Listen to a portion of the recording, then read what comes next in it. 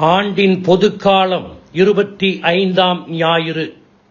நற்செய்தி பகுதி மார்க்கு 9:30-37 வரை. நற்செய்தி சிந்தனை.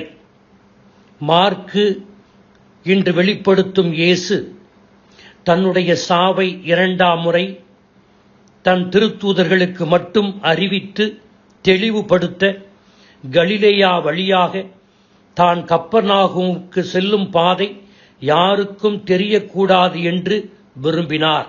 வசனம் 30.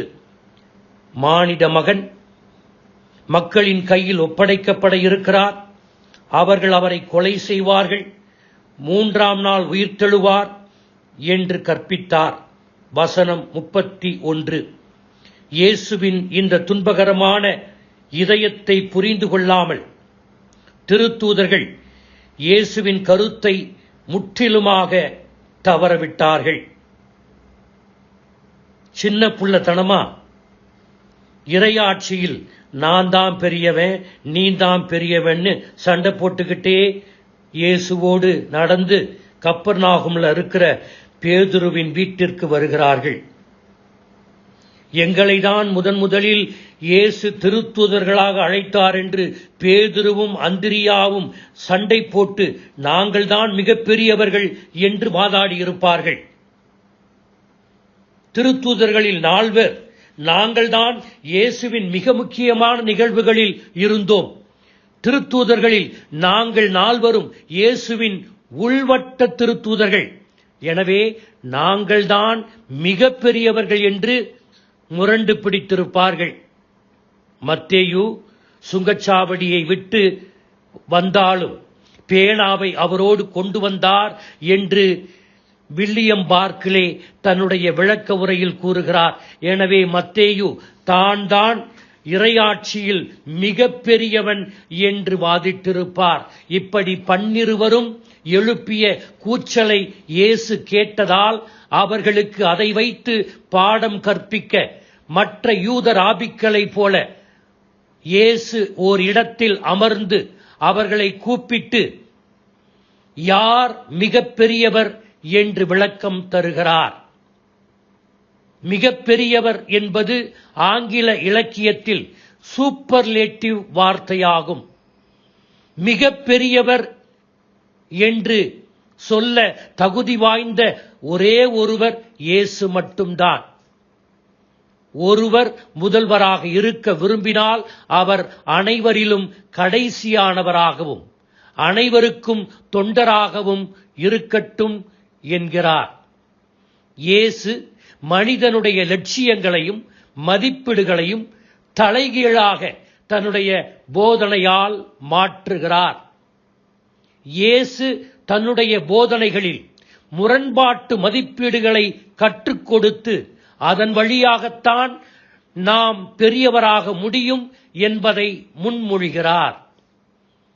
பெரியவனா இருக்கணும்னா துன்பப்பட கற்றுக்கொள்ளணும். உயிரை காத்து கொள்ளணும்னா வாழ்வ இழக்க கற்றுக்கொள்ளணும். மீட்ப அடைய வேண்டும்னா இழக்க கற்றுக்கொள்ளணும். உயர்த்தப்பட வேண்டும்னா தாழ்ச்சியா இருக்க கற்றுக்கொள்ளணும். மகிமைய அடைய வேண்டும்னா சிலுவைய சுமக்க கற்றுக்கொள்ளணும். எனவே பெரியவனாக மாறுவதற்கு இயேசு காட்டிய ஒரே வழி தொண்டு செய்வது. நாம் பெரியவனா இல்லையா என்பதை நாம் செய்கின்ற தொண்டே நிர்ணயிக்கும் காரணியாகும்.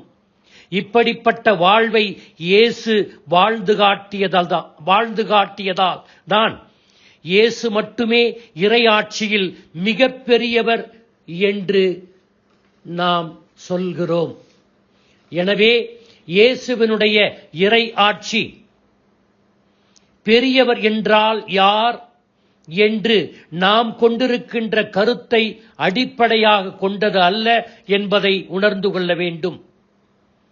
மார்க்கு 10:42 இயேசு சொல்லுகிறார், பிற இனத்தார்களிடையே தலைவர்கள் என கருதப்படுபவர்கள் மக்களை அடக்கி ஆளுகிறார்கள்.